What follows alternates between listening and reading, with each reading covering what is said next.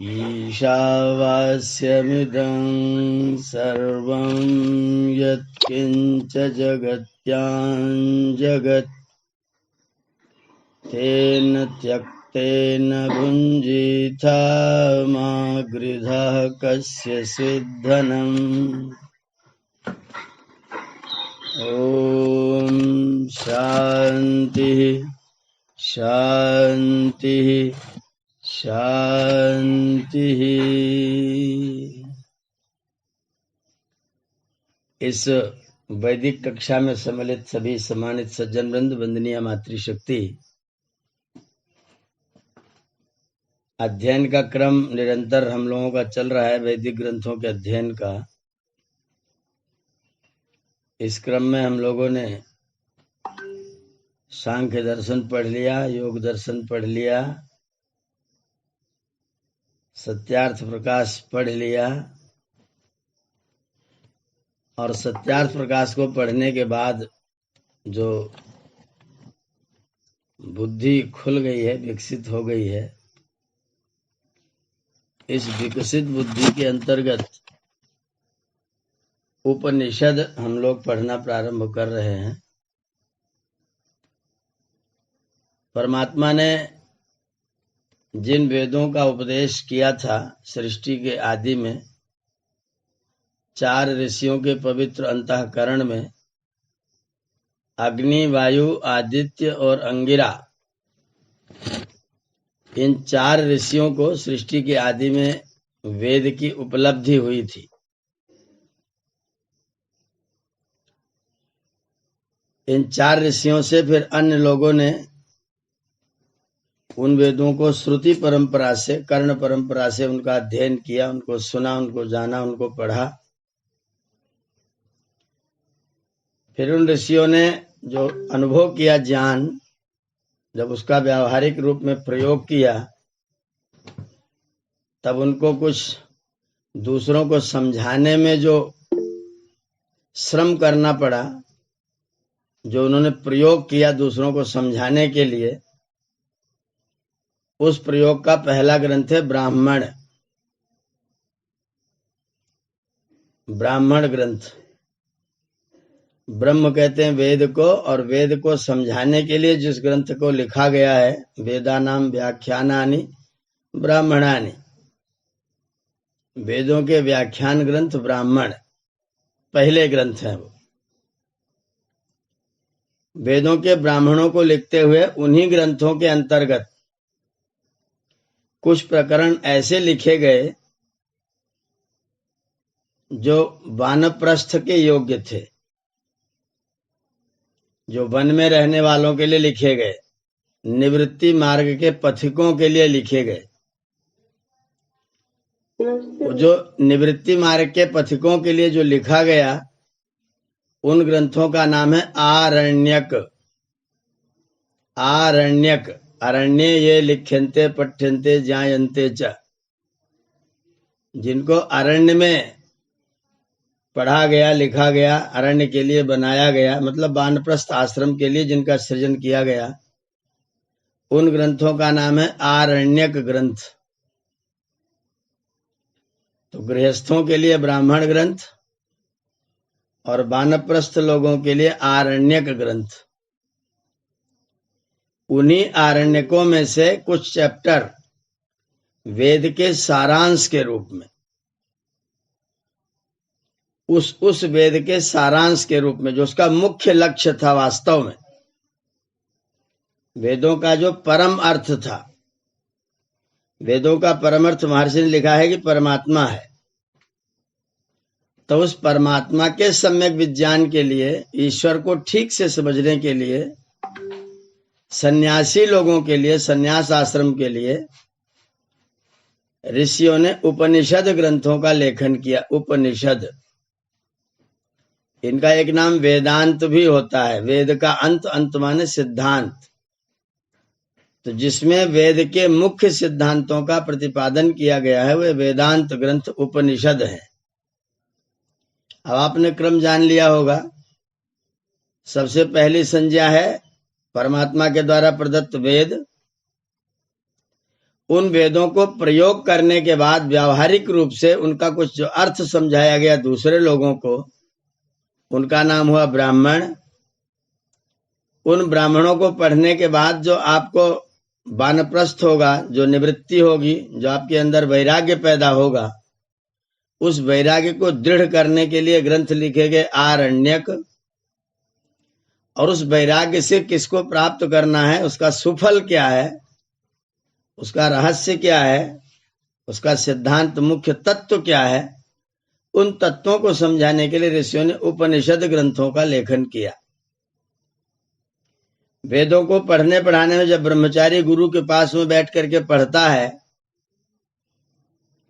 तो उसको जो पढ़ने में कठिनाई आती है, उच्चारण में कठिनाई आती है, अर्थावगमन में कोई कठिनाई आती है, तो वहां आचार्यों ने उन वेद के मंत्रों में कुछ शब्दों को बदल बदल दिया, कुछ शब्दों को परिवर्तित कर दिया। जैसे बड़े मंत्र हैं तो उनको पढ़ने में विद्यार्थी को परेशानी होती है, तो उन मंत्रों में बीच में ऋषियों ने विभाग कर दिया, विराम कर दिया, उनको बता दिया कि यहां तक इसको ऐसे पढ़ो। जैसे यजुर्वेद का पहला मंत्र ऐसे तोर्जे त्वा वायवस्त देवो वत्सविता प्रार्पयत श्रेष्ठतमाय कर्मण आप्यायध्वमग्न्या इंद्राय भागम प्रजापतिरनमीवा अयक्ष्मामावस्तेन ईशतमागशंसो ध्रुवा अस्मिन् गोपतौ स्यात् बहवीर यजमानस्य पशून् पाहि। इतना लंबा मंत्र है जिसमें सांस लेने के लिए 2-3 बार रुकना पड़ता है, जबकि ये मंत्र एक ही लाइन में पूरा लिखा गया है, एक ही मंत्र में। तो इन मंत्रों को पढ़ने में कहीं विराम करना पड़े, कहीं अर्थ में कोई शब्द अप्रसिद्ध हो जिसको पहचानने में परेशानी हो, तो उस संकट को दूर करने के लिए, ब्रह्मचारियों के संकट को, पाठ करने वालों के संकट को दूर करने के लिए ऋषियों ने इन वेदों के एक और ग्रंथ बनाए। उनका नाम है शाखा ग्रंथ, वेदों की शाखाएं। और वो बनी कुल मिलाकर के 1127। अगर आप कलम कापी रखते हैं, नोट करते हैं, तो उनको नोट कर सकते हैं। 100 अध्वर्यु शाखा, पूरे के पूरे 100 शाखाएं यजुर्वेद की हैं। 21 बाहवृच्यम, 20 शाखाएं ऋग्वेद की हैं। सहस्रवर्तमा सामवेद, 1000 शाखाएं सामवेद की हैं। और नवधाथर्वणो वेद, 9 शाखाएं अथर्ववेद की हैं। 1100, 20 और 7 जोड़ देंगे तो 1127 वेद की शाखाएं बनाएगी, पढ़ने पढ़ाने वालों को सुविधा देने के लिए। कुछ जहां पर असंगति होती थी, जैसे किसी अर्थ को समझने में विद्यार्थियों को परेशानी होती थी, तो वहां थोड़ा थोड़ा परिवर्तन करके, जिससे भाव न बदलने पाए और विद्यार्थी की समझ में आ जाए, इतना मात्र परिवर्तन जहां पर किया गया, उसका नाम है शाखा ग्रंथ। पूरी पौराणिक मान्यता घोषित करती है कि पूरे के पूरे जो वेद हैं वो पूरे कुल मिला के 1131 शाखा युक्त वेद हैं।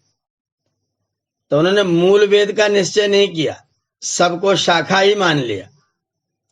लेकिन महर्षि दयानंद सरस्वती एक ऐसे विद्वान हैं जिन्होंने कहा कि अगर मूल नहीं है तो शाखा कहां से पैदा हुई? बिना मूल के शाखा कैसे हो सकती है? छिन्ने मूले नहीं वो शाखा न पत्रम। जब मूल ही नहीं होगा तो न शाखा होगी, न पत्ता होगा, न फल होगा, न फूल होगा। इसलिए 4 वेद मूल और बाकी 1127 शाखाएं। तो शाखा ग्रंथ रचे गए विद्यार्थियों को समझाने के लिए, ब्राह्मण ग्रंथ रचे गए यज्ञ के माध्यम से गृहस्थियों को वेद का अर्थ समझाने के लिए, आरण्यक ग्रंथ रचे गए वानप्रस्थियों की उपासना साधना और स्वाध्याय के लिए, उपनिषद रचे गए मानव जीवन के मुख्य सिद्धांत को समझाने के लिए, पर वैराग्य धारण करने के लिए। तो पर वैराग्य को धारण करने वाले, धारण कराने वाले जो ग्रंथ हैं वो उपनिषद ग्रंथ हैं। बीच में लोगों ने उपनिषद के नाम से इधर उधर के और भी कई प्रकार के ग्रंथ लिखना शुरू कर दिया। अपने ग्रंथों को लिख करके उनका भी नाम उपनिषद दे दिया। एक व्यक्ति ने अल्लोपनिषद लिख डाला। हमारे एक विद्वान ने दयानंदोपनिषद लिखा है। तो इस तरह से अनेक उपनिषदें बनी, जिनमें से वर्तमान में 240 उपनिषदें प्राप्त होती हैं छपी हुई। महर्षि दयानंद ने उन सारी उपनिषदों का परीक्षण किया, वैदिक सिद्धांतों से उनकी तुलना की, उनकी समीक्षा की, और समीक्षा करके उन्होंने 11 उपनिषद प्रामाणिक वैदिक सिद्धांतानुसार स्वीकार किए।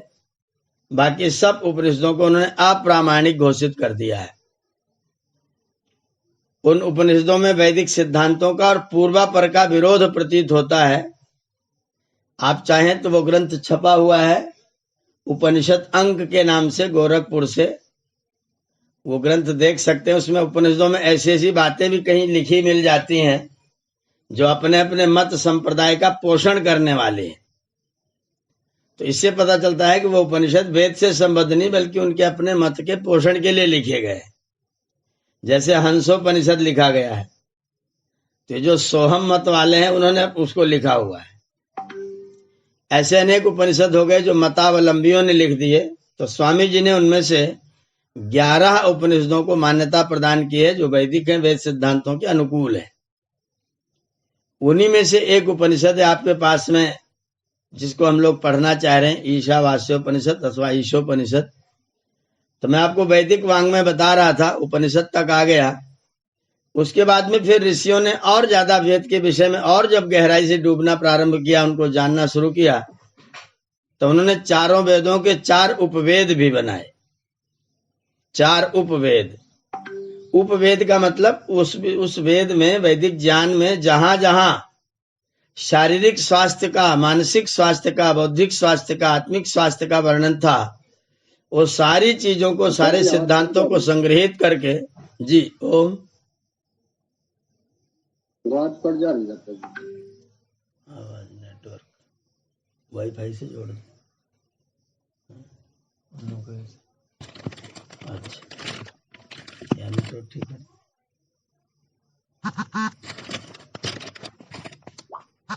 आवाज नहीं आ रही है। आवाज नहीं आ रही।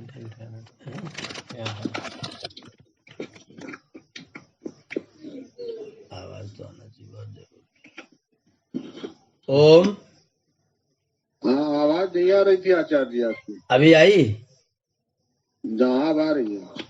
ठीक है, ठीक है, ठीक है। तो उपनिषद ग्रंथ रचे गए। उपनिषदों के बाद में फिर ऋषियों ने वेद के विषय के आधार पर, मुख्य सिद्धांत के आधार पर 4 उपवेदों की रचना की। उपवेद का मतलब वेद के विषय को, किसी एक विषय को विशेष रूप से व्याख्यान करने वाले। तो ऋग्वेद का आयुर्वेद रचा गया। ऋग्वेद के आधार पर आयुर्वेद, यजुर्वेद के आधार पर धनुर्वेद, सामवेद के गान विद्या उपासना के विषय को लेकर के गंधर्व वेद, और शिल्प विज्ञान, शिल्प कला को लेकर के, कला कौशल को लेकर के अर्थवेद, जो अथर्ववेद के आधार पर रचा गया। ऋग्वेद का आयुर्वेद, यजुर्वेद का धनुर्वेद, सामवेद का गंधर्व वेद और अथर्ववेद का अर्थवेद, ये 4 उपवेद रचे गए। फिर और अधिक वेदों को सामान्य जनता भी समझ ले, सामान्य विद्यार्थी लोग समझना प्रारंभ कर दें, वेद दुनिया की पहुंच से दूर न रह जाएं, इसके लिए ऋषियों ने फिर वेद के अंगों की रचना की। जैसे कोई व्यक्ति हमारा मुख देखता है तो पहचान लेता है कि ये शिवदत्त हैं। कोई व्यक्ति अमित जी को देखता है तो जान लेता है कि अमित हैं। आपके जिनके चेहरे यहाँ पर मेरे सामने प्रकट हो रहे हैं फोटो में, डॉक्टर देवेंद्र जी, बहन कुसुमलता जी, श्री BC पांडे जी, तो चेहरा देख करके, अंगों को देख करके हम व्यक्ति को पहचान लेते हैं। तो वेद रूपी व्यक्ति को पहचानने के लिए क्या किया जाए? तो ऋषियों ने वेद रूपी व्यक्ति को पहचानने के लिए उनके अंगों की रचना की, वेदांगों की रचना की। अंग्यन्ते सूच्यन्ते जायन्ते पदार्थाः यैस्तानि अंगानि, ये अंग की परिभाषा है। जिसके द्वारा हम किसी व्यक्ति को, वस्तु को, स्थान को चिन्ह के माध्यम से, संकेत के माध्यम से पहचानते हैं, उनको कहते हैं अंग। तो वेदों को कैसे पहचाने, वेदों को कैसे जाने, इसके लिए ऋषियों ने वेदांगों की रचना की। ये वेदांग 6 हैं। सबसे पहला, वेद को पढ़ना कैसे चाहिए, इसके लिए शिक्षा। फिर ये शब्द कैसे बनते हैं, इसके लिए व्याकरण। फिर वेद के मंत्रों का प्रयोग कहाँ किया जाए, इसके लिए कल्प। और वेद के मंत्रों के वेदार्थों को ठीक से निश्चय करके जाना कैसे जाए, उसके लिए निरुक्त। वेद के छंदों को कैसे जाना जाए, उनकी लय को, गति को, यति को, तुक को कैसे समझा जाए, उसके लिए छंद। और वेद में वर्णित जो खगोल विज्ञान है उसको जानने के लिए निरुक्त, ज्योतिष। शिक्षा, कल्पो, व्याकरणम, निरुक्तम, छंदो, ज्योतिषम। शिक्षा, कल्प, व्याकरण, निरुक्त, छंद और ज्योतिष, इन 6 वेदांग ग्रंथों की रचना वहां पर की गई, जिसको हम लोग यहाँ गुरुकुल में पढ़ते पढ़ाते हैं। वेदांग आजकल हम सब लोग यहाँ पढ़ रहे हैं, विद्यार्थी लोग भी पढ़ते हैं। तो वेदा, इसलिए गुरुकुल का नाम ही मैंने वेद वेदांग विद्यापीठ रखा हुआ, जिसमें वेद के अंगों को पढ़ाया जाए। तो वेद के 6 अंगों की रचना हुई। फिर वैदिक सिद्धांतों को लेकर के वेद के उप अंगों की रचना हुई। उप अंग जो वेद के विषय को प्रकट करते हो, सिखाते हो, सहायता करते हो। उप माने सहयोगी। तो उप अंग हैं जो वेद को परिचय कराने के सहयोगी, वैदिक सिद्धांत को जनवाने के सहयोगी हैं। इन ग्रंथों का नाम है उपांग। जो भी 6 हैं, जिनको हम लोग सांख्य, योग, न्याय, मीमांसा, वैशेषिक और वेदांत, इन 6 नामों से जानते हैं, जिनको हम लोग दर्शन शास्त्र भी कहते हैं। ये वेदों के उपांग हैं। तो मूल वैदिक संहिताओं से लेकर के वेदों के उपांगों तक जितने ग्रंथ रचे गए हैं, वे सब ग्रंथ वेद के अनुकूल हैं, वेद के सिद्धांतों को प्रकट करने वाले हैं। इस पूरे इतने बड़ी ग्रंथ राशि का नाम है वैदिक वांग्मय। ये पूरी ग्रंथ राशि वैदिक वांग्मय है। इस वैदिक वांग्मय के द्वारा हम ईश्वर के द्वारा जो प्रदत्त ज्ञान है, जो स्वयं परमात्मा ने मनुष्यों के कल्याण के लिए जगत में दिया है, उस ज्ञान से परिचित होते हैं, यथार्थ से परिचित होते हैं, सत्य से परिचित होते हैं। इतनी बड़ी वैदिक ग्रंथ राशि के बाद लोगों ने फिर उसमें अपने अपने ग्रंथ लिखने शुरू किए, अपनी अपनी मति के अनुसार लिखने शुरू किए, अपनी बुद्धि का प्रयोग करना प्रारंभ किया। तो उन ग्रंथों को हम लोग अनार्ष ग्रंथों के नाम से जानते हैं। वो आर्ष ग्रंथ नहीं है, वो ऋषि प्रणीत वैदिक सिद्धांतानुकूल ग्रंथ नहीं है। तो आर्ष ग्रंथ और अनार्ष ग्रंथ, ये 2 भेद हो गए। जो वैदिक सिद्धांतानुसार ऋषियों के द्वारा लिखे गए वो आर्ष, ऋषि प्रणीत, ऋषियों के द्वारा लिखे गए, उनका नाम हुआ आर्ष। और जो व्यक्तियों के द्वारा लिखे गए, हम लोगों के द्वारा बाद में लिखे गए, उनका नाम हुआ अनार्ष। तो आर्ष और अनार्ष, ये इसके इन दोनों के बीच में बहुत सारे सैद्धांतिक मतभेद हैं, बहुत सारे कथनों का, विचारों का मतभेद है। और ये मतभेद जो है वो व्यक्ति को द्वंद्व में डालता है, दुविधा में डालता है, और इसी चक्कर में व्यक्ति रास्ते से भटक जाता है, पता नहीं कौन कौन से रास्ते पकड़ना प्रारंभ करता है। तो हमने जो सत्यार्थ प्रकाश से सीखा है वो यही सीखा है कि हमें अनार्ष का त्याग करके आर्ष की ओर जाना चाहिए, आर्ष को देखना चाहिए, आर्ष को समझना चाहिए। अगर हम आर्ष को समझेंगे तो हमारे सामने पूरा क्लियरिटी होगी, पूरी स्पष्टता होगी, पूरी पारदर्शिता होगी। और जैसे आप आर्ष को छोड़ के अनार्ष की ओर उतरते हैं, फिर वो सारी पारदर्शिता समाप्त होना शुरू हो जाती है। फिर उसमें कोई कुछ मिलावट कर देगा, कोई कुछ लिख देगा, कोई कुछ लिख देगा, कहीं सती प्रथा खड़ी कर देगा, कहीं रासलीला खड़ी कर देगा, कहीं भगवान का अवतार खड़ी कर देगा, कहीं भगवान को रूपवान सिद्ध करना शुरू कर देगा, फिर वो अपनी बुद्धि से 1.5 चावल की खिचड़ी पकाना प्रारंभ करेगा और आपके दिमाग को खिचड़ी बना देगा। तो ऋषि दयानंद कहते हैं कि इतना बड़ा वैदिक वाङ्मय वेद से लेकर के उपांगों तक आपके पास में ऋषि प्रणीत उपलब्ध है। तो अच्छा है कि हम ऋषियों के इन ग्रंथों को पढ़ें, जानें, इनको समझें, और जिससे हमको जो वैदिक सिद्धांत है, वैदिक दर्शन है, स्वयं ईश्वरोक्त दर्शन, ईश्वरोक्त ज्ञान है, उससे हमारा परिचय हो सके। तो इन ग्रंथों के परिचय के रूप में हम उपनिषद ग्रंथ को आरंभ कर रहे हैं। मैंने थोड़ा सा पूरे वैदिक वाङ्मय का परिचय कराना इस अवसर पर आवश्यक समझा और आपके सामने मैंने ये बात रखी आज। तो ये उपनिषद ग्रंथ है। इसमें उपनिषद, उप, नि और शद, ये 3 शब्द मिले हुए हैं।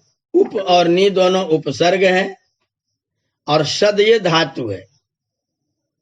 अगर इसमें कोई थोड़ा व्याकरण से परिचित है तो इसमें क्विप प्रत्यय है। उप प्लस नि प्लस शद प्लस क्विप। तो क्विप प्रत्यय का कुछ भी बचता नहीं, वो लोप हो जाता है, लेकिन उसका अर्थ होता है वाला। अब उपनिषद शब्द का अर्थ होगा उप माने समीपता से, नि माने निरंतर, उप माने समीपता से, नि माने निरंतर, और शद के 3 अर्थ हैं, विशरण, गति और अवसादन। विशरण, गति और अवसादन। विशरण और अवसादन पहले और गति बाद में। अवसादन का मतलब होता है ढीला करना, शिथिल करना, कमजोर करना। और विशरण का मतलब होता है नष्ट कर देना, समाप्त कर देना। अवसादन शिथिलीकरण, ढीला करना, और विशरण का मतलब है नाश कर देना। जैसे हम लोग बंधन में बंधे हुए हैं, जीवात्मा जन्म मरण के बंधन में बंधा है, पाप पुण्य फल का भोग भोगता है, दुखी रहता है, कभी सुखी रहता है। तो बंधन में बंधे हैं तो सबसे पहले बंधन के कारणों का अवसादन किया जाए। अवसादन माने उनको ढीला किया जाए, शिथिल किया जाए, कमजोर किया जाए। जैसे कोई जानवर रस्सी को तोड़ना चाहता है तो पहले झटके मार मार के उसको पहले शिथिल करता है, कमजोर करता है, फिर एक एक लड़ करके रस्सी टूटना शुरू होती है और फिर एक बार में जोरदार ताकत लगातार रस्सी को तोड़ करके भाग जाता है। तो ऐसे ही हम सर्वप्रथम पहले अपनी रस्सी को ढीला करने की कोशिश करें।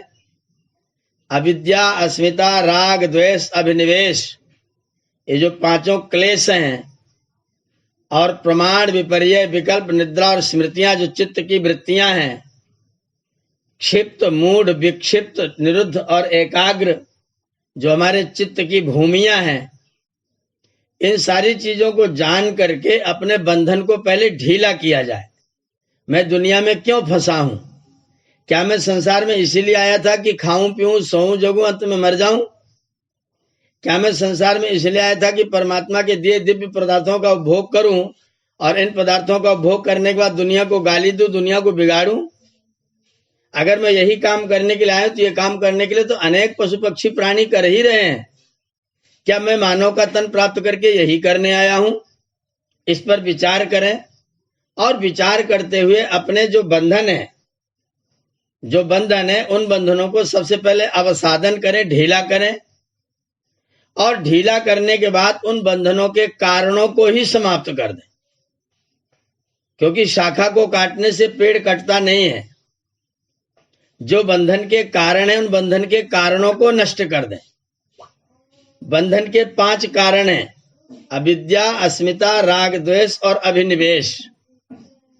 इसमें भी अविद्या क्षेत्रम उत्तरेशा। अविद्या जो है वो बाकी चारों का खेत है जिसमें सब चीज पैदा होती है। इसका मतलब है कि मूल तत्व जो है नष्ट करने का वो है अविद्या। अविद्या का नाश और विद्या की वृद्धि करनी चाहिए। आर्य समाज का 8वां नियम लिखा स्वामी जी ने। तो अविद्या नाम के तत्व को अगर आप नष्ट कर देते हैं तो अस्मिता, राग, द्वेष, अभिनिवेश अपने आप समाप्त हो जाते हैं। तो जब आप पहले सब चीज समझ लेंगे तो बंधन ढीला हो जाएगा। यथार्थ को जान जाएंगे, बंधन ढीला हो जाएगा। बंधन ढीला हो जाएगा तो धीरे से एक झटका मारेंगे, आसानी से टूट जाएगा। जब बंधन टूट जाए तो फिर ईश्वर को, सत्य को जाने, उसकी ओर जाएं और उसको प्राप्त करें। मोक्ष को जाने, मोक्ष की ओर जाएं और मोक्ष को प्राप्त करें। आनंद को जाने, आनंद को प्राप्त करें और आनंद की उपलब्धि में जुट जाएं। तो जाना, जानना और पाना, ये गति के फिर 3 अर्थ सिद्ध हो और अंत में हम अपने आनंद के, मोक्ष के साधनों को सिद्ध कर सकें। इतना व्यापक उपनिषद शब्द का अर्थ है। ज्ञान के, गुरुओं के, आचार्यों के, परमात्मा के।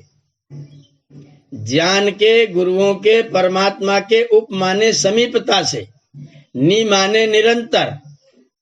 बंधन के कारणों को शिथिल करते हुए, उनको नष्ट करके, प्रभु को, मोक्ष को जान करके, उनको प्राप्त करने का प्रयत्न करके परमात्मा को प्राप्त हो जाना उपनिषदों का लक्ष्य है। इतना बड़ा उपनिषद शब्द का अर्थ है। धातु के आधार पर इस उपनिषद शब्द के अर्थ को एक बार फिर से सुन लीजिए, दोहरा लीजिए इसको। गुरुओं के, आचार्यों के, वेदों के, परमात्मा के निकट जाकर निरंतर प्रयत्न करते हुए अविद्यादि बंधन के कारणों को ढीला करके, ज्ञान और वैराग्य पूर्वक उनको नष्ट करके, ईश्वर, मोक्ष और वेद को जान करके, उनकी ओर प्रयत्न करके और उनको पा करके मुक्त हो जाने का जो लक्ष्य है, ये उपनिषद शब्द का लक्ष्य, उपनिषद शब्द का अर्थ है। इसके लिए उपनिषद लिखे गए हैं। अविद्या अस्मिता को नष्ट करके, राग द्वेष पंच क्लेशों को नष्ट करके, बंधन के कारणों को ढीला कर दिया जाए। उसके बाद ज्ञान और वैराग्य को धारण करते हुए उनको पूरी तरह से समाप्त कर दिया जाए और मोक्ष शास्त्र का अध्ययन, ईश्वर की उपासना करते हुए उसको जान करके और उस परमात्मा को पा लिया जाए।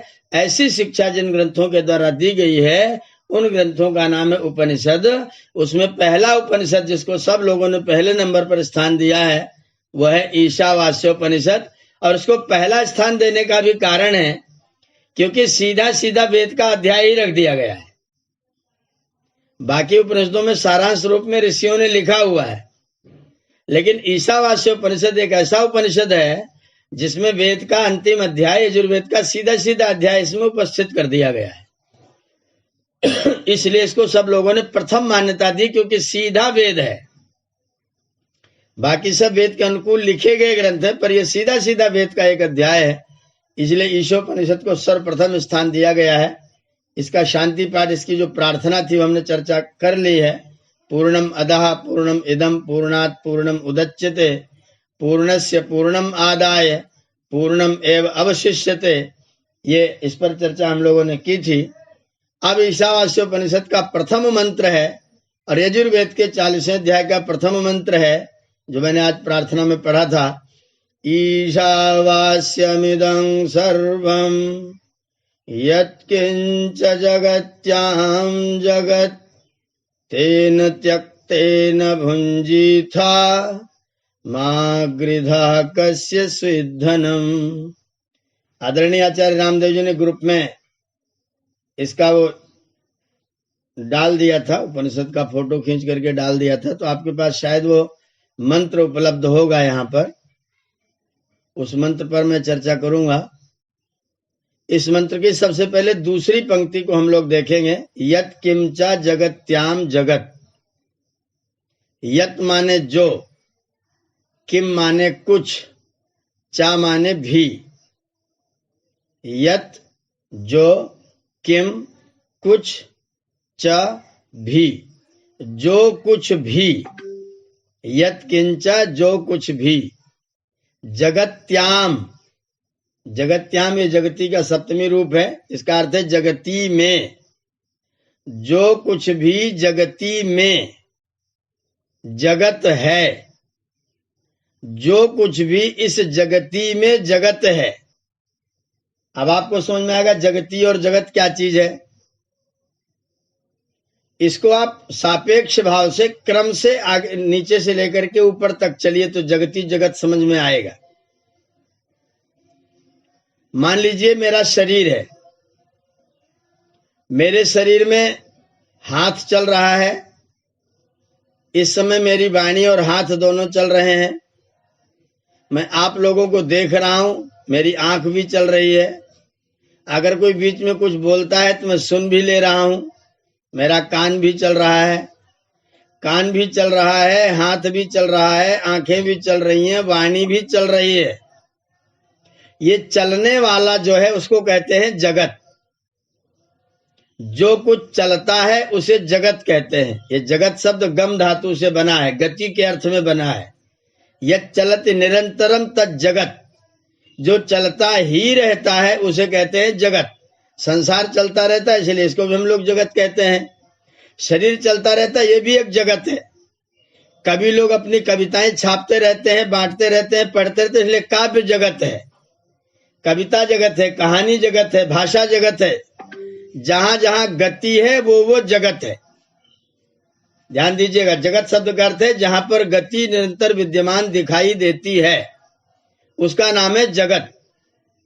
और सारे जगत जिसमें समाहित होते हैं उसे कहते हैं जगती। जैसे मेरा हाथ चल रहा है, मेरी आंखें चल रही हैं, मेरा मुख चल रहा है, मेरा कान चल रहा है, ये चलने वाला तो है जगत। ये चलने वाला जगत जो है वो मेरे शरीर का अंग है, मेरे शरीर में समाहित है। इसलिए मेरा शरीर क्या हो गया? मेरा शरीर हो गया जगती। मेरा जो एक एक इंद्रिय है वो है जगत, और ये इंद्रियां जिसमें समाहित है, जिस पर आश्रित है, वो है जगती। तो मेरा शरीर जो है वो जगती हो गया और मेरी इंद्रियां सब जगत हो गई। आप इससे और छोटे में जा सकते हैं। मेरा हाथ है, मेरे हाथ में भी 5 उंगलियां चल रही हैं, इसमें ब्लड सर्कुलेशन हो रहा है, इसमें तमाम अणु परमाणु सेल्स गति कर रहे हैं। तो जो अणु परमाणु सेल्स उंगलियां इत्यादि वो है सब जगत, और ये हाथ रूपी जगती में समाहित है, इसलिए हाथ हो जाएगा जगती।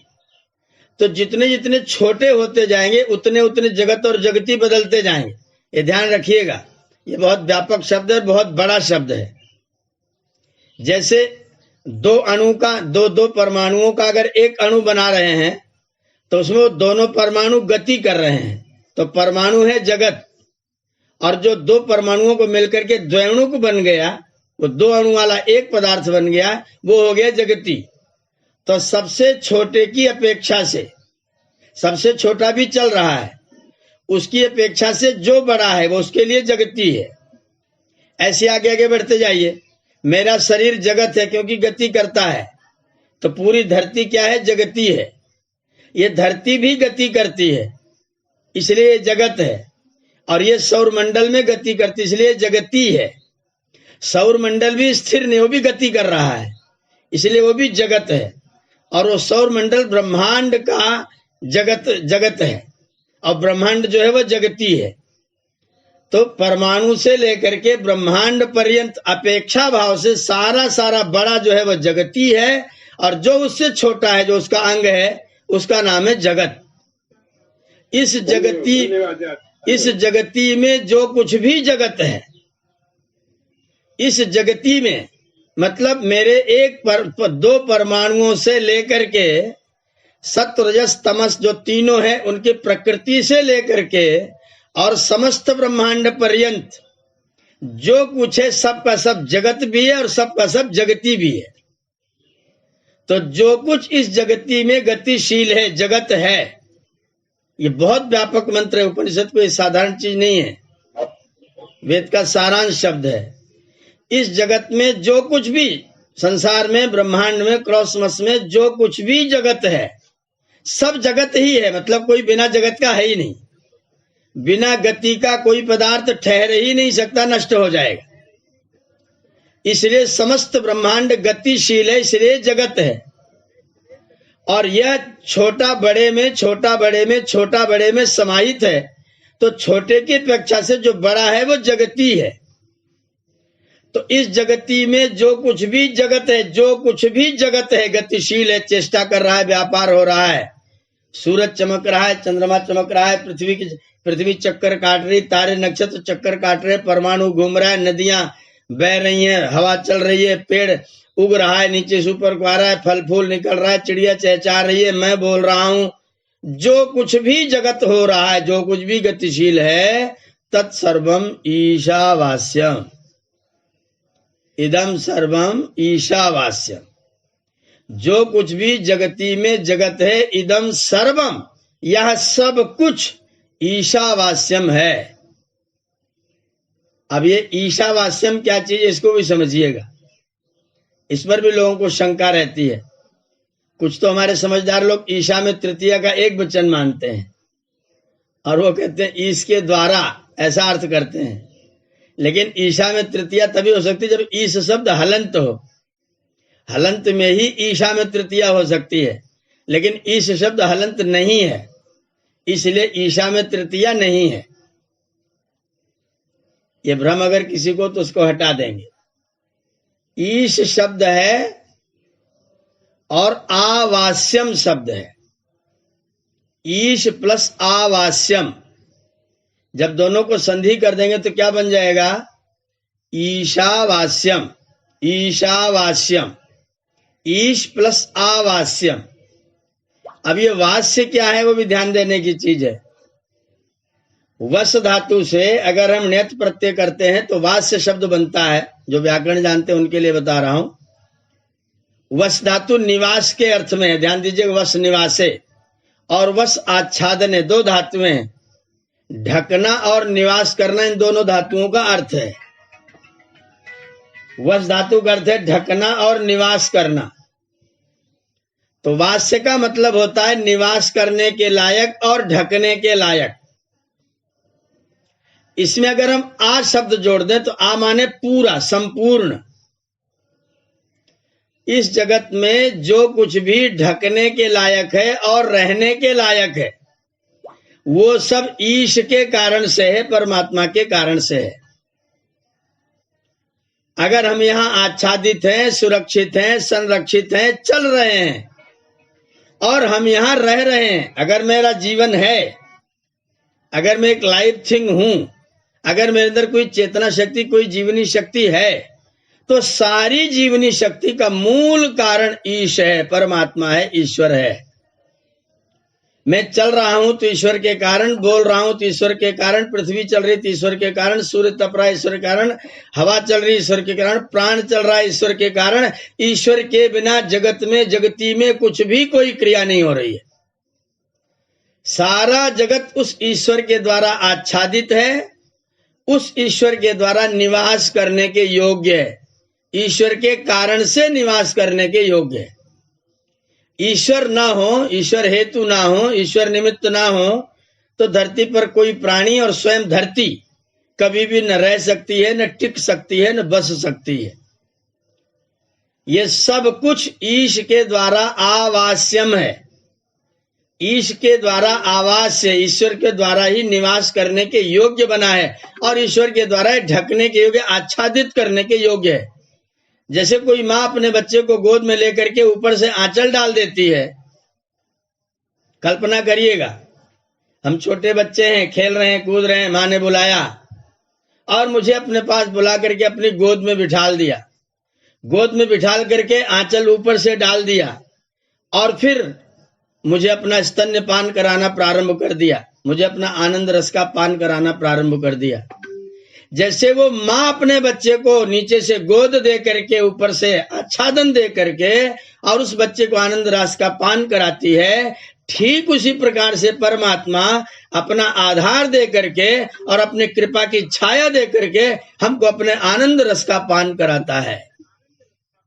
ईशावास्यम, इदम सर्वम ईशावास्यम। ये सब कुछ, ये एक मंत्र अगर एक लाइन आत्मसात हो जाए, मस्तिष्क में बैठ जाए और जीवन के व्यवहार में, आचरण में उसको ठीक से समझ लें तो ये पंक्ति जीवन का, पूरे के पूरे जीवन का कल्याण कर सकती, व्यक्ति को रास्ता दिखा सकती है। इतनी समर्थ पंक्ति है ये। जगत्याम यत्किंच जगत, इस जगती में जो कुछ भी गतिशील चेष्टा, व्यापार, कोई क्रिया दृष्टिगोचर हो रही है। मेरे ब्रह्मचारी वेद मंत्र का गान कर रहे हैं तो वेद ईश्वर का है, वाणी ईश्वर की है, मुख ईश्वर का है। हम लोग पाठ पढ़ रहे हैं तो आपका कान ईश्वर का है, मेरी वाणी ईश्वर की है। मैं बोल रहा हूं, मेरे बोलने से आपको अगर कुछ भी सुख मिल रहा है तो वह सुख ईश्वर का है, मेरा उसमें कुछ भी नहीं है। मुझे ईश्वर ने निमित्त बनाया, इसके लिए मैं उसका धन्यवादी हूं। मुझे उसने अपना सहयोगी बना लिया, कृपा का पात्र बना लिया, इसके लिए मैं ईश्वर का सहयोगी हूं। ईश्वर ने मुझे अपना कृपा का पात्र बनाया, इसलिए मैं उसका धन्यवादी हूं। इसके अतिरिक्त बाकी जो कुछ कर रहा है, वो कुछ करने वाला मेरा प्रभु है, मेरा परमात्मा है। उसी के कारण से मैं जगत में रहता हूं। उसका आच्छादन, उसका आधार, उसकी कृपा, उसकी छाया मुझको प्राप्त हो रही है। यह है ईशावास्यम इदम सर्वम यत् किंच जगत्याम जगत। आधे लाइन की चिंता, आधे लाइन पर चिंतन मैं कल प्रस्तुत करूंगा। आज समय लगभग 7:30 होने जा रहा है। अगर इस विषय में, इन शब्दों के विषय में, इस अर्थ के विषय में अगर किसी को कोई समीक्षा करनी हो, कोई प्रश्न, कोई जिज्ञासा पैदा हुई हो, तो लगभग 15 मिनट का समय अपने पास में है। हम लोग जिज्ञासा प्रस्तुत कर सकते हैं। आज के लिए आप सबका खूब खूब धन्यवाद। ओम।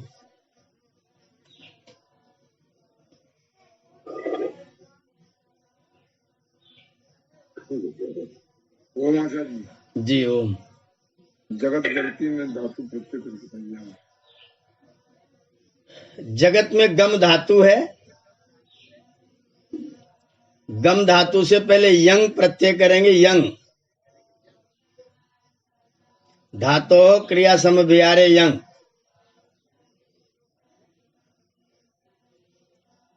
तो यंग प्रत्यय करने के बाद में जब हम उसको गम गम करके द्वित्व कर देंगे, गम गम में हो जाएगा, फिर गा को जंगम में हो जाएगा।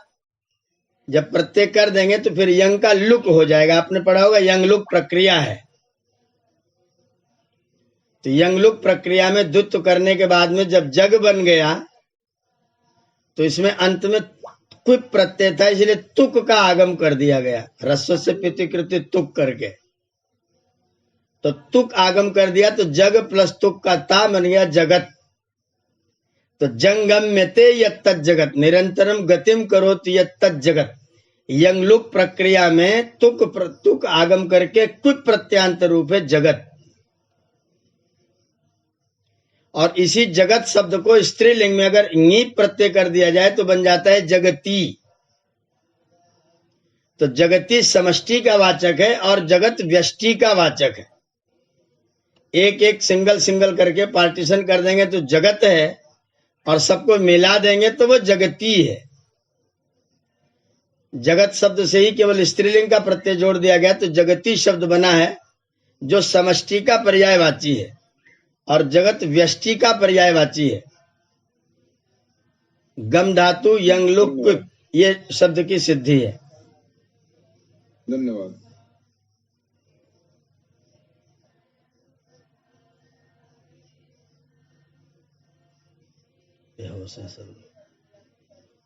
क्या हुआ, सभी लोग कहाँ चले गए? समाधिस्तम। आचार्य जी जी, नमस्ते। आचार्य जी नमस्ते नमस्ते। जी आचार्य जी, इसकी पुस्तकें कहाँ मिलेंगी? ये सारे जो ग्रंथ हैं हमारे जी सारे ग्रंथ कहाँ मिलेंगे? जैसे एक प्रति तो हल्द्वानी मिलेगी, पहुंच गई है वहाँ। 4 प्रति गुरुकुल में आ रही है, यहाँ मिल जाएगी। आश्वलायन वगैरह सारे शौत सूत्र वगैरह हैं। ये चौखंबा संस्कृत प्रतिष्ठान बनारस, अच्छा, वहां पर सूत्र ग्रंथ कुछ शाखाएं जो वर्तमान में उपलब्ध हैं, ब्राह्मण आरण्यक सब मिल जाएगा। अच्छा जी, धन्यवाद जी। वाराणसी में पूरी ग्रंथ राशि प्राप्त, सब नहीं उपलब्ध है, सब उपलब्ध नहीं है, पर जो उपलब्ध है वो बनारस से मिल जाएगा।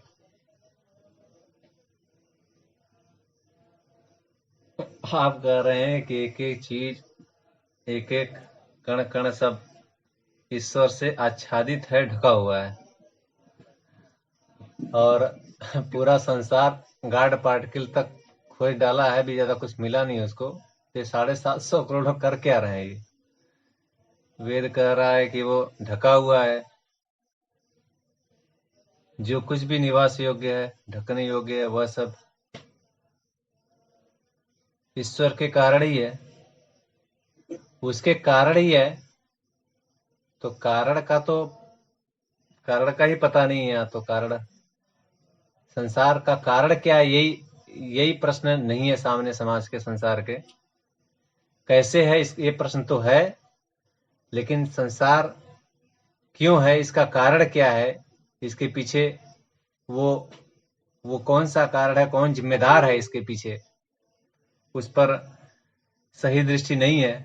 संसार के दुखी होने का एक बड़ा कारण मुझे लगता है कि ऐसा है। तो ये जो प्रश्न यहाँ पर है कि ये इसका समाधान क्या है? समाधान आर्ष ग्रंथ है। इस सब बीमारियों का समाधान आर्ष ग्रंथ है, वैदिक वांग्मय है। वैदिक वांग्मय ही इन सारी बीमारियों का उत्तर है, सारी बीमारियों का समाधान है। इसलिए बैक टू वेदास, जो महर्षि का उद्घोष था, वेदों की ओर लौटो, उसका मुख्य लक्ष्य यही था कि यथार्थ की ओर लौटो, कारण की ओर लौटो। कार्य की ओर आते आते तो 2 अरब साल होने जा रहे हैं, इसके कारण की ओर को लौटो। बाकी के जो 2 अरब साल हैं उनको कारण की ओर लौटने में लगाओ, तो शायद सृष्टि समाप्त होते होते मुक्ति की ओर चले जाएं। तो अब कार्य की ओर न लौट के कारण की ओर चलिए, जहां से सब निकला है। यतः सर्वा प्रवृत्तया, जहां से सारी प्रवृत्तियां हैं उसकी ओर चलो। जिसने जगत बनाया उसकी ओर चलो। जैसा जगत बनाया वो सब कार्य है, आपके उपभोग के लिए है, उसका उपयोग करते हुए आप आगे बढ़िए। लक्ष्य तो दूसरा है, हम लोगों ने लक्ष्य 1/2 कर दिया है। जो दोनों लक्ष्य थे, उपभोग करना और उपभोग करते हुए आगे बढ़ जाना, तो आगे बढ़ने वाला कार्यक्रम बंद कर दिया गया है। उपभोग में पूरा जीवन, पूरा समाज, पूरे जगत को, पूरे संसार को हम लोगों ने लगा रखा है। सारे वैज्ञानिक मिलजुल करके भी मुक्ति की ओर जाने की बात नहीं कर रहे हैं। भोग कैसे कितना बढ़ाया जा सकता है उसकी ओर जाने की कोशिश कर रहे हैं। जो अमित जी, कल वाली बात थोड़ा अगर चर्चा हो जाए तो देख लीजिए। क्या चीज? अरे जो कल बात शाम को हुई थी वो कर लेंगे, अभी बाद में करेंगे, अभी इसको कक्षा के बाद। ठीक। प्रश्न ये है कि जो बैक टू वेदास की बात महर्षि ने किया, और वो किए भी लगभग 150 साल के आसपास हो गया। एक बार तो पूरा कोशिश प्राणपण से किया लोगों ने, और मेरा ऐसा मानना है कि 750 करोड़ लोगों में जो हम लोग हैं 135-40 करोड़ हैं, इन्हीं की जिम्मेदारी है। यही जब अपने पैर पर ढंग से खड़े थे तो सारी दुनिया में बहुत अच्छा वातावरण था, स्वर्गीय वातावरण था। और यही करेंगे तो होगा, नहीं तो जो बाइडेन का निकल के आ रहा है कि वो उनकी माता भारतीय थी और पूरी दुनिया में भारतवंशी हैं, लेकिन कोई इस गहराई तक, वो अगर भारतवंशी हैं तो भारत का वांग्मय, भारत की जो संस्कृति है उसको अगर वो समझ लें कि हम भारतीय हैं, तो भारत की चीजों को हम स्वीकार करके जो मूल है उसकी तरफ सभी मिल करके लौटें। हमारा देश बहुत आगे है ऐसा मान करके आर्थिक उन्नति बहुत कर लिया, टेक्नोलॉजी बहुत खोज ली, लेकिन ज्ञान की जो शांति की और जो आनंद की जो मूल राशि है, जो मूल धरोहर है, वो मेरे देश में नहीं है, लेकिन मेरा मूल भारत में है। अगर ये मान करके सारी धरती के लोग अगर प्रयास करें तो बैक टू वेदास संभव होगा और ये धरती रहने लायक बचेगी। नहीं तो फिर मंगल ग्रह की तैयारी करते रहिए, चांद की तैयारी करते रहिए, वहां प्लाटिंग करवाते रहिए और यहाँ अमंगल के सारे लक्षण छोड़ करके जाइए, गंदगी फैला के जाइए, तो न यहाँ चैन है न वहां चैन है। बैक टू वेदास में ही सारा चैन है। आइए, प्रश्न आमंत्रित है। भानु जी, तनु जी। जी, ये अभी जितना आर्ष ग्रंथ को बताया आपने जी, तो मनुष्य जीवन में जो 25 वर्ष शुरू के होते हैं जी, ब्रह्मचर्य में ज्ञान अर्जन करना चाहिए जी, लेकिन उस समय बालक जो स्वभाव होता है उसमें इतने उच्च स्तर का ज्ञान व्यक्ति कैसे प्राप्त करेगा? इसके लिए तो वयस्क बनो, ज्यादा उम्र का होना जरूरी है, तभी बातें समझ में आएंगी। ऐसा इसलिए कहा जा रहा है क्योंकि माता पिता उस स्तर के नहीं है, इसलिए बच्चे भी उस स्तर के नहीं हो पा रहे हैं। मतलब ये इसका ध्यान का सामान्य जनता के, सामान्य व्यक्ति के लिए उम्र क्या होगी? 5 वर्ष 5 वर्ष 5 से 25 में पूरा हो जाएगा सामान्यतः। 5 वर्ष से शुरू करना पड़ेगा। दिशा ये रखनी पड़ेगी, हमारी तो दिशा ही सारी भंग है ना। नहीं, जैसे जो अविद्या, अस्मिता, राग, द्वेष, राजरतन जी, हमारे बालक जो विद्याध्ययन इस समय स्कूलों में करते हैं जी, वो कितने घंटे पढ़ते हैं? जैसे बालक स्वभाव जो होता है, हमने पढ़ा था आचार्य जी, फन, फाइट एंड फीडिंग, जो प्रवृत्ति होती है बच्चों की, वो एक होता है थोड़ा सा जोक कर लें, आपस में संघर्ष कर लें और खूब खाएं। ये एक सामान्य प्रवृत्ति जो है प्रभु ने दिया हुआ है बच्चों की उम्र में। कुत्तों में भी ये प्रवृत्ति है, तो बच्चे और कुत्ते में कुछ अंतर करिएगा।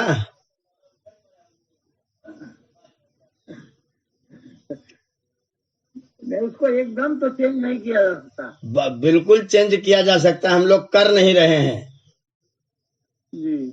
करने लग जाएं तो कर सकते हैं, किया जा रहा है, करके इस समय देखा जा रहा है, वर्तमान में ऐसे लोग हैं। अच्छा। मैं फिर बात कहूंगा, डॉक्टर सत्यदेव सिंह जी की बात का मैं फिर समर्थन करूंगा।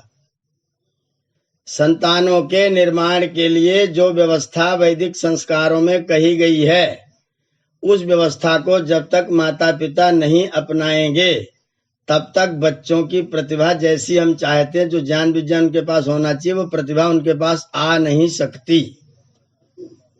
उसका एक छोटा सा स्वरूप। आचार्य जी नमस्ते। नमस्कार जी। मैं आपसे एक प्रश्न करना चाह रही हूँ। जी बहन जी। पहले मैं आपका परिचय दे दूं। जी। मैं पूजा चौधरी हूँ जी, जिला इटावा से।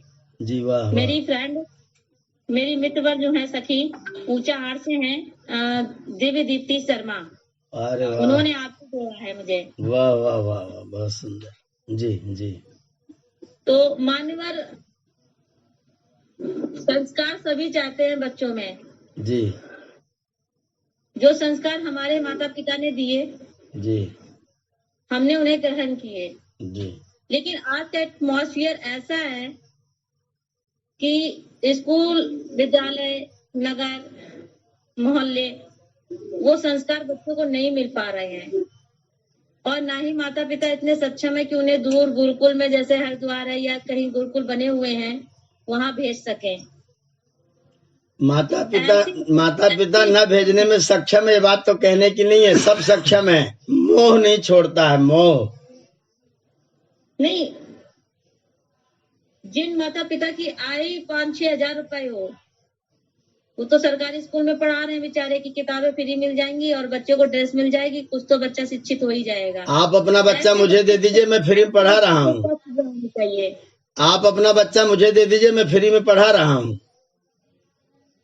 ठीक है मान्यवर, आप हमें अपना पता एड्रेस दीजिए, मैं आपको अपना बच्चा दूंगी। बिल्कुल बिल्कुल। मैं तो तैयारी हूँ जी, कि मेरे बच्चे को एक अच्छी शिक्षा मिल जाए। इतने कम पैसों में हम अपने परिवार का पालन पोषण नहीं कर पाते हैं। मैं तो एक भी पैसा नहीं लूंगा, फ्री में कर रहा हूँ, एकदम निःशुल्क। मानवर, आप अपना हमें एड्रेस दे दीजिए। जी। आदरणीय जो राजरतन जी कह रहे हैं, आचार्य जी ने प्रश्न किया कि बच्चे कितना घंटा पढ़ रहे हैं विद्यालय में, 5 घंटे, 6 घंटे, 18 घंटे आकर के क्या कर रहे हैं, आप सब लोग देख रहे हैं। तो उसका एक छोटा सा जो संस्कार की बात की जा रही है, आदरणीय प्रिय दिव्यांशु मोहन यहाँ पर हम सभी के बीच में रविवार की कक्षा का संचालन करते हैं, उनके ऊपर थोड़ा सा प्रयोग किया है आदरणीय डॉक्टर दिव्यदीप्ति जी ने और डॉक्टर उमाशंकर जी ने।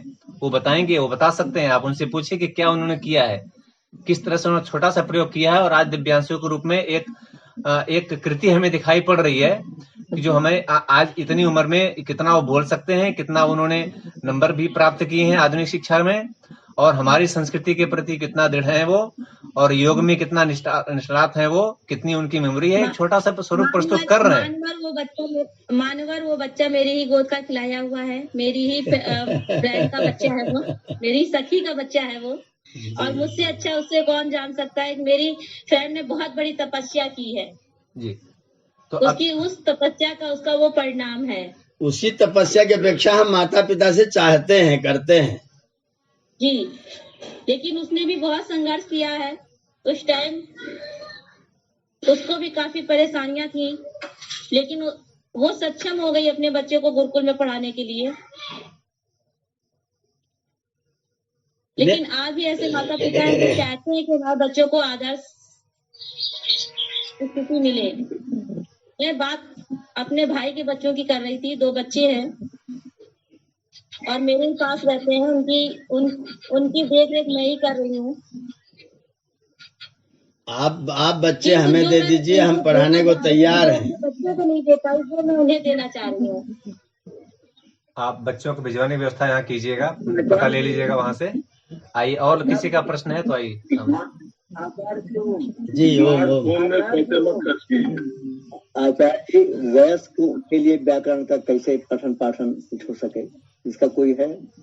मेरी ऑनलाइन क्लास चलती है, मैं पढ़ाता हूँ सुबह 5 से 6। इसमें संधि विषय पढ़ा रहा हूँ मैं।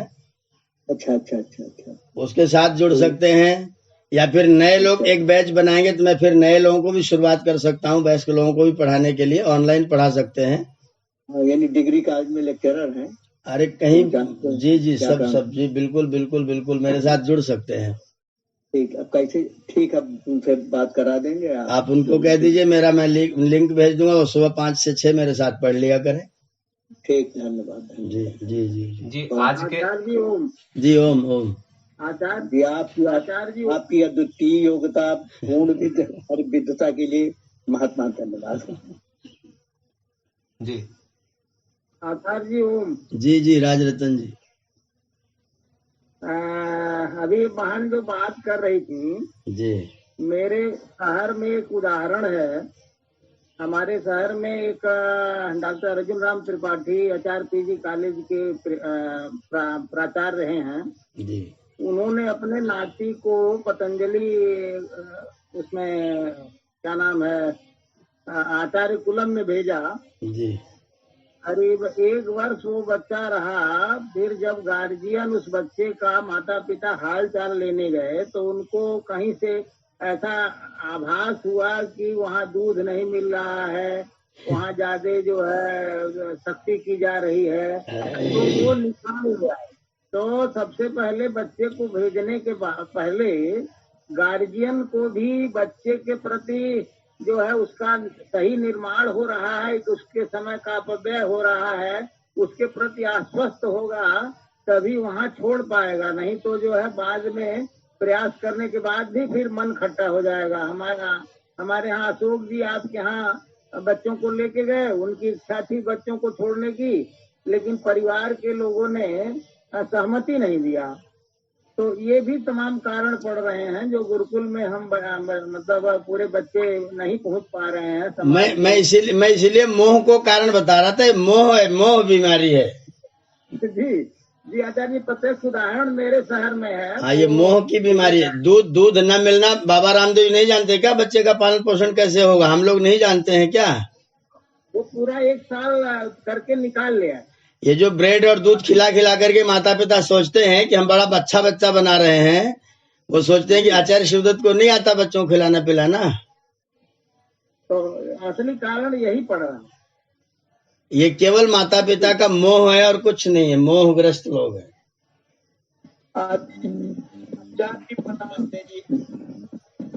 वीरेंद्र भद्र जी वीरेंद्र। तो अभी आप बात कही मोह माया, माता पिता का यही सत्य है। मोह माया बहुत है। मैं देख रहा हूँ, मैं अनुभव कर रहा हूँ। 40 साल से मैं गुरुकुल में ही हूँ, गुरुकुल जी रहा हूँ। गुरुकुल में ही रहता नहीं, गुरुकुल जीता हूँ मैं। जी। और मुझे 40 वर्ष हो गया गुरुकुल में जीते हुए।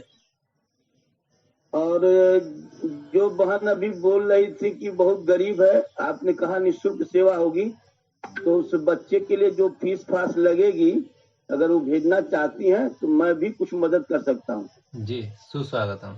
ऐसे बहुत लोग हैं बच्चे। आप मोह छोड़ करके अगर बच्चों को दे सकते हैं, मैं गारंटी करके आपको देता हूँ, उसको मनुष्य बना के मैं दूंगा। जी जी, क्योंकि मैं अपने बच्चियों को तो नहीं दे पाया जी। बाकी जो चाहता है कि हम पढ़ाए तो हम दे सकते, हम उसकी मदद कर सकते हैं सर। जी जी वीरेंद्र जी, भावुक आप हो रहे हैं। बहुत विषय ही ऐसा है कि अपने बच्चे नहीं हो पाए तो हम दूसरे के बच्चों को अपने मानस पुत्री के रूप में स्वीकार करके इस क्रम को आगे बढ़ा सकते हैं। गुरुकुल तैयार है, आचार्य तैयार हैं, दानदाता लोग तैयार हैं, लेकिन सबसे बड़ा जो दान है वो पुत्र पुत्रियों का है, जो बनने बनाने के लिए दिया जाने की आवश्यकता है। तो सबसे बड़ा दान तो वही है। बाकी धन आदि का जो सुविधाएं हैं वो तो कर कराया जा सकता है। बच्चे आए और स्वागत है। हम तो चाहते हैं कि यहाँ पर 100 बच्चे हो जाएं और 100 बच्चों का व्यवस्था कर करा लिया जाएगा, कोई बड़ी बात नहीं है। वो धन आदि की सारी व्यवस्था हो जाएगी, बच्चे केवल यहाँ पर आपने कहा सोनभद्र में भी बोले हैं कि भाई जो पढ़ना चाहता है गुरुकुल में उसकी फीस नहीं लगेगी, उसकी मदद की जाएगी जी। कि हमारी दोनों बच्चियां सर्विस में हैं, एक डॉक्टर है आयुर्वेद की और एक बंगलौर में है। तो जो बच्चा देना चाहता है, मैं तो नहीं दे पाया, मैं बहुत बाद में जुड़ा पतंजलि से जी। और आचार्य से को मैं खुद नहीं जान पाया, तो अभी माध्यम से जुड़ गया पतंजलि के माध्यम से और आचार्य जी के चरणों में और आप सबके चरणों में आप बच्चों को भेज करके उनका सहयोग करके आप इस दुख से मुक्त होने का प्रयास कर सकते हैं। आप उन्हें अपना मानस पुत्र पुत्री समझ करके ये काम को आगे बढ़ाइएगा। आइए आज के विषय पर जो सूत्र जो क्या श्लोक बोलेंगे इसको, ईशावास्यमिदं मंत्र है, मंत्र, हाँ वेद से है, मंत्र है। इस मंत्र पर थोड़ी सी चर्चा कर लीजिए। ईश्वर आया है यहाँ पर, आदरणीय भानु जी, तनु जी, डॉक्टर साहब, थोड़ी चर्चा वहां करिए, सत्र का समापन वहां से करेंगे। एक आध प्रश्न आ जाए तो, क्योंकि ईश्वर के नाम जो अनाथ ग्रंथ बनाए, क्या उनके विचार में नहीं आया कि अर्थ ग्रंथ बनाए जो है, जितने अनाथ ग्रंथ बनाए हैं जो है उनको मन में नहीं आया जो है उनकी अपनी उनको अपना अहम प्रिय था, अपना स्वार्थ प्रिय था, अपनी गद्दी प्रिय थी, अपना धन प्रिय था। जी सिकंदर जी। आचार्य जी, हमारे एक मित्र हैं, उनके बच्ची का मैंने नाम समष्टि रखा है। वाह जी वाह। समष्टि और व्यष्टि का अर्थ बता दीजिए। समष्टि में 3 शब्द है, अस धातु है, सम उपसर्ग है, असुंग व्याप्त धातु है। जो सम्यक रूप से सर्वत्र व्याप्त है उसे समष्टि कहते हैं। व्यष्टि जो विशेष रूप से सबसे अलग अलग व्याप्त है, सब पदार्थों में अलग अलग है, वो व्यष्टि है। आचार्य जी ओम। ये समस्त जगत गतिमान है जी, तो क्या एक गतिमान होने के कारण लय में जाता है?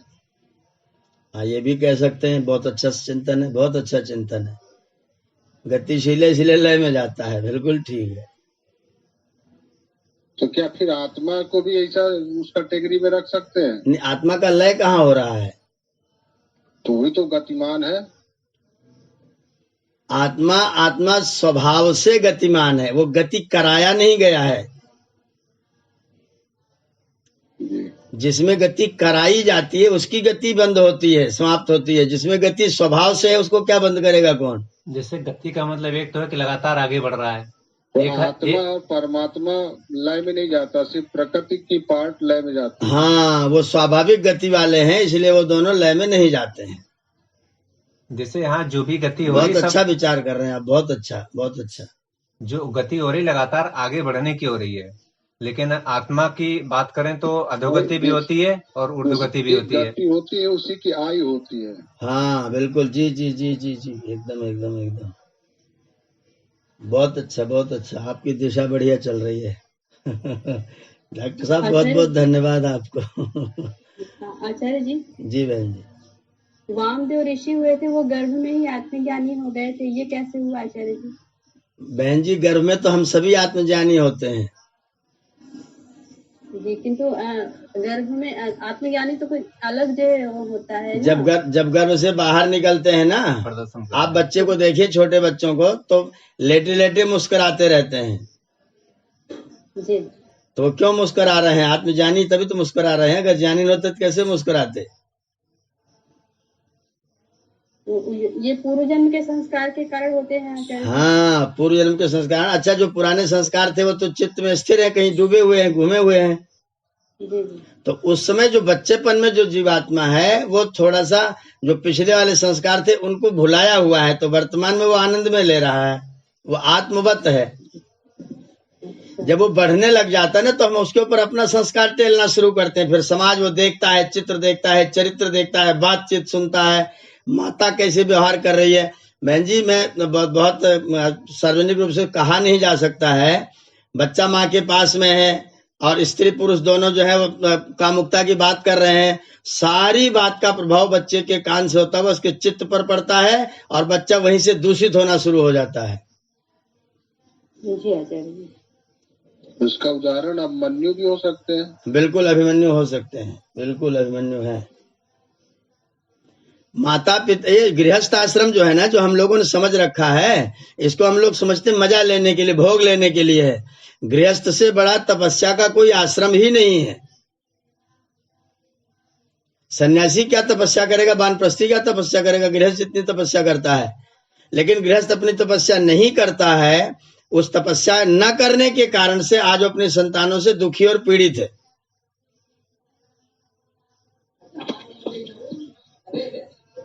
बच्चा बैठा हुआ है, माता पिता आपस में गुत्थम गुत्था झगड़ा कर रहे हैं, गाली गलौज कर रहे हैं, तो क्या सोचते हैं बच्चा कुछ देख सुन नहीं रहा, जानता नहीं है कुछ भी। तो उसके अलावा, गृहस्थ के अलावा दूसरा रास्ता भी तो नहीं आचार्य जी। हाँ, बिल्कुल बिल्कुल, मार्ग वही है। इसलिए तपस्या ही, गृहस्थ में रह करके तपस्या करना ही मार्ग है। गृहस्थ जब तपस्वी होगा, गृहस्थ जब स्वाध्यायशील होगा, गृहस्थ जब पंच यज्ञ नित्य कर्म करने वाला गृहस्थ होगा, तो जो शंकाएं आ रही राजरतन जी की और की बच्चे नहीं हो पाते हैं, वो सारी शंकाएं समाप्त हो जाएंगी। बच्चे प्रतिभावान होंगे, वो गुणी होंगे और जो उनको बताया जाएगा वो ग्रहण कर लेंगे, समझ जाएंगे। इसलिए आचार्य जी वेदों को पढ़ के ही गृहस्थ में प्रवेश करने का नियम था पहले। इसीलिए व्यवस्था बनाई, वेदानधित्य वेदो वा वेदम वा यथा, कम से कम एक वेद तो जरूर पढ़ करके तब गृहस्थ में जाए। पहले से पढ़े रहेंगे तो ज्ञान रहेगा, तो जो समस्याएं रहेंगी उनका समाधान वो निकाल सकते हैं। हाँ, बिल्कुल बिल्कुल बिल्कुल बिल्कुल। ठीक है, आज के सत्र का समापन करने का समय आ गया है। शांति पाठ करेंगे। आदरणीय प्रवीण जी हैं क्या शांति पाठ करने के लिए? एक आध प्रश्न करके शिकायत ले लेंगे, बाकी समापन करेंगे। प्रवीण जी।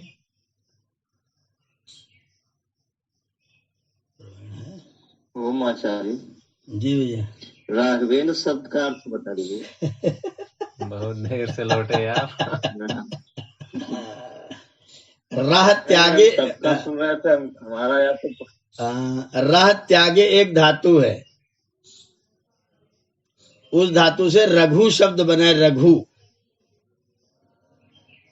रघु का मतलब होता है त्याग करने वाला, वैराग्यवान व्यक्ति। जो वैराग्यवान है वह रघु है, और रघु की जो संतानें हैं वे सब राघव हैं, और उन राघवों में, त्यागियों की संतानों में जो इंद्र माने श्रेष्ठ है वो राघवेंद्र हैं। राघवों में, वैराग्यवान लोगों में जो सर्वश्रेष्ठ है उनका नाम है राघवेंद्र। मतलब त्यागियों में त्यागी जो होगा चाहिए। हाँ, त्यागियों में सर्वश्रेष्ठ त्यागी, सर्वस्व दान करने वाला। अब कहाँ से शुरू करिएगा? ऊपर से नीचे तक त्यागी भरा है, कहाँ तक जाएगी गाड़ी? नाम को आचरण में लाइए।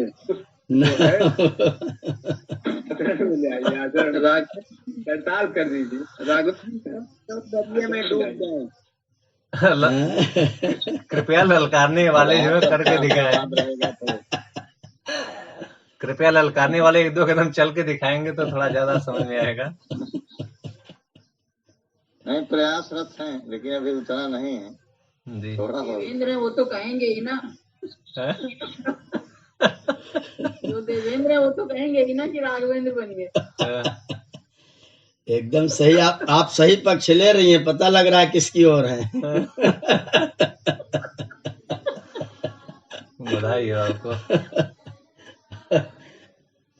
ठीक है राघवेंद्र जी, शांति पाठ आप ही करिएगा आज, प्रवीण जी तो बोल नहीं रहे। आइए शांति पाठ करके सत्र का समापन कीजिए। और मैं देख रहा हूँ कि ईसावास मिदम पर किसी ने प्रश्न नहीं किया है, अभी आधा ही सूत्र हुआ है ये, आधे पर कल चर्चा होगी। क्षमा चाहेंगे, विद्यालय के लिए निकल रहे थे। शांति पाठ बस कर दीजिए खड़े खड़े ही आपका। राघवेंद्र जी कर दीजिए, 9 बजे से विद्यालय है आज। अरे 30 किलोमीटर दूर है भ्राताश्री। वो तो उतना ही तब भी था जब जल्दी निकलते हैं। आज बहुत समय है, रोज 8 बजे। जी आवाज जा रही है? आ रही। दूरी कल भी 30 किलोमीटर ही थी राघवेंद्र। चलिए जी आपके त्याग वृत्ति सफल हो, इसके साथ शांति पाठ आरंभ कीजिए। ओम देव शांति, अंतरिक्षम शांति, पृथ्वी शांति, रापः शांति, रोषधयः शांति, वनस्पतयः शांति, विश्वदेवः शांति, ब्रह्म शांति, सर्वं शांति शांतिरेव शांति, श्यामा शांतिरेधि। ओम शांति शांति शांति। सभी को ओम नमस्ते। सबका बहुत बहुत धन्यवाद, मंगल कामना, परमात्मा सबका कल्याण करें, सबका दिन शुभ हो। जी नमस्ते।